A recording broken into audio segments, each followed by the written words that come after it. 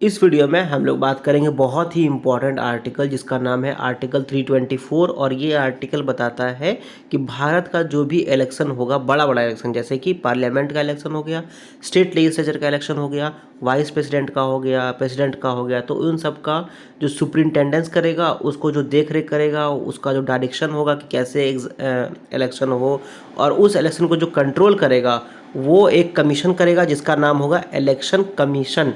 ठीक है, तो पहला प्रोविज़न बस सेम है कि कोई भी जो इलेक्शन होगा भारत में पार्लियामेंट का हो, चाहे स्टेट का कोई लेजिस्लेचर का इलेक्शन हो या फिर प्रेसिडेंट का या वाइस प्रेसिडेंट का इलेक्शन हो, तो वो सबका देख रेख कौन करेगा? इलेक्शन कमीशन करेगा। ठीक है, और उसको देख रेख में इलेक्टोरल रोल्स का प्रिपरेशन भी होगा, मतलब कि जो व्यक्ति वोटर बना है उसका नाम वोटर लिस्ट में आया कि नहीं, वो सब भी जिम्मेदारी इलेक्शन कमीशन के पास रहेगा। ठीक है, अब इसका दूसरा प्रोविज़न जानते हैं। तो इलेक्शन कमीशन जो है वो एक इलेक्शन कमिश्नर का बना होगा, एक चीफ इलेक्शन कमिश्नर का। अब वो एक होगा या फिर दो या तीन या चार जो भी हो, वो डिसाइड करने वाला कौन है? प्रेसिडेंट। ठीक है, तो प्रेसिडेंट साहब समय समय पर ये बताएंगे कि कितना चीफ इलेक्शन कमिश्नर होगा। हमारे इतिहास में जो पॉलिटिकल इतिहास है उसमें कभी कभी 3 इलेक्शन कमिश्नर भी रहे हैं, 3 चीफ इलेक्शन कमिश्नर भी रहे हैं।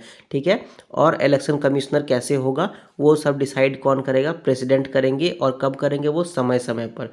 ठीक है, उसके बाद जो जो अपॉइंटमेंट होगा चीफ इलेक्शन कमिश्नर का और अदर इलेक्शन कमिश्नर्स का, वो कैसे होगा, किस बेसिस पे होगा, इसके लिए कानून बनाने का जिम्मेदारी किसके पास है? पार्लियामेंट के पास है, और वो जो कानून बनाएगा उसको फिर प्रेसिडेंट जो है वो इम्प्लीमेंट करेंगे। ठीक है, उसके बाद ये जो है प्रोविज़न, ये प्रोविज़न बताता है कि कोई भी इलेक्शन कमिश्नर अगर चीफ इलेक्शन कमिश्नर के तौर पर अपॉइंट किया जाएगा तो वो chairman of the election commission के रूप में काम करेगा। मतलब कि अगर 2 या 3 या 4 या 5 जितने भी इलेक्शन कमिश्नर को चीफ इलेक्शन कमिश्नर के तौर पर अपॉइंट किया जाए तो वो कैसे क्या हो जाएगा? वो चेयरमैन बन जाएगा इलेक्शन कमीशन का। ठीक है, अब ये प्रोविज़न जो है वो चौथा प्रोविज़न है, और ये प्रोविज़न बताता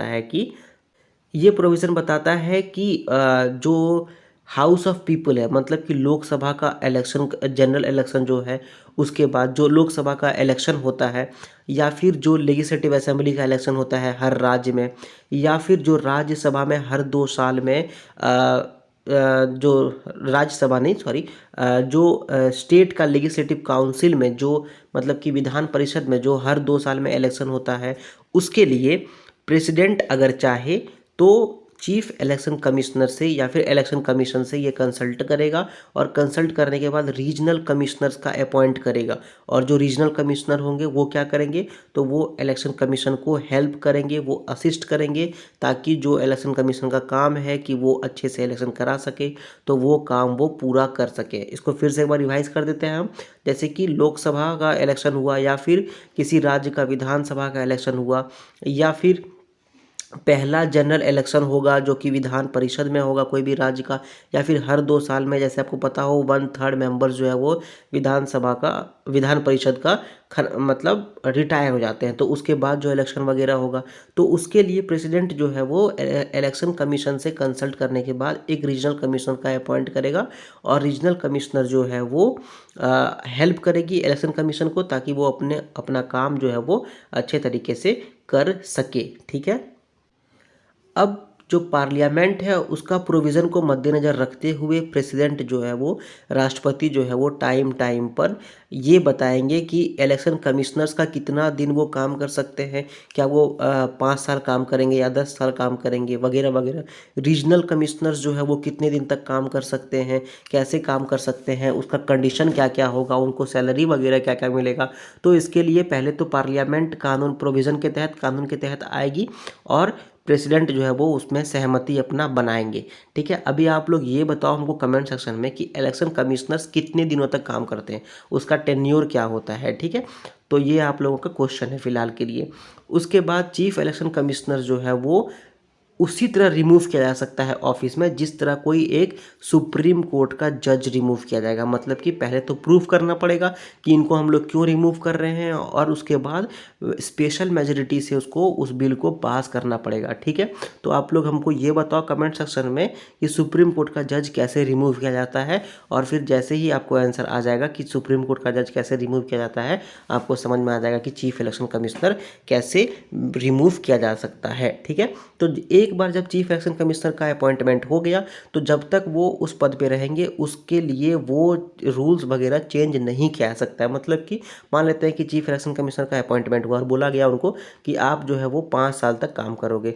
ठीक है, पहले नियम था कि जो भी चीफ इलेक्शन कमिश्नर का अपॉइंट होगा वो 5 साल तक काम करेगा, मान लेते हैं हम लोग। तो जैसे ही चीफ इलेक्शन कमिश्नर का अपॉइंटमेंट हो गया, मान लेते हैं कि ए नाम का कोई था चीफ इलेक्शन कमिश्नर, उसका अपॉइंटमेंट होने के बाद ऐसा नहीं हो सकता कि पार्लियामेंट बोल दे कि नहीं अब आप 2 साल ही काम करोगे, ये बिल्कुल नहीं हो सकता है। ठीक है, ये सब वगैरह वगैरह नहीं हो सकता, मतलब डिसएडवांटेज में वो नहीं आ सकता है। ठीक है, और एक बंदिश क्या है, तो अगर कोई रीजनल कमिश्नर को हटाना है, मतलब रीजनल कमिश्नर कौन, जो कि रीजनल कमिश्नर वो होता है जो इलेक्शन कमीशन को उसका काम करने में हेल्प करता है। तो अगर रीजनल कमिश्नर को हटाना है तो वो चीफ इलेक्शन कमिश्नर से रिकमेंड करने के बाद ही हटाया जा सकता है। ठीक है, तो इससे क्या हो रहा है, इससे इलेक्शन कमीशन को एक तरह से इंडिपेंडेंस मिल रहा है।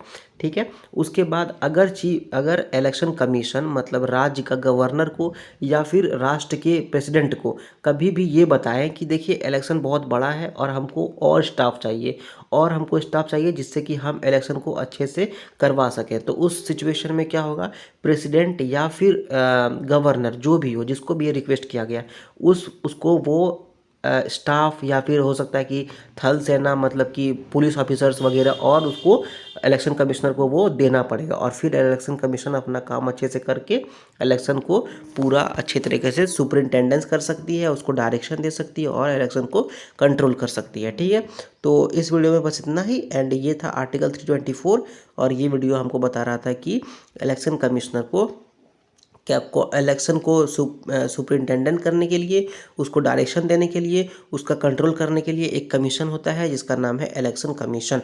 Thank you very much. And हाँ, एक बात और, अगर ये वीडियो आपको अच्छा लगा तो इसको लाइक करो, शेयर करो, कमेंट करो एंड चैनल को सब्सक्राइब करो। Thank you very much.